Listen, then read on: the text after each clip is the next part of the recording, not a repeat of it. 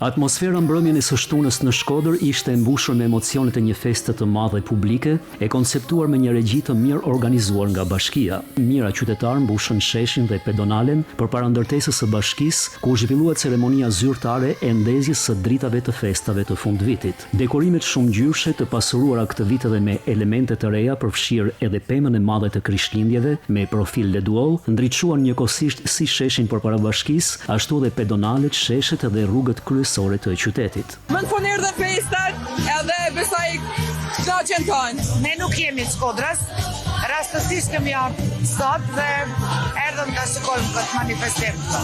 Po shumë komplet. Si gjithmonë Shkodra super e bukur.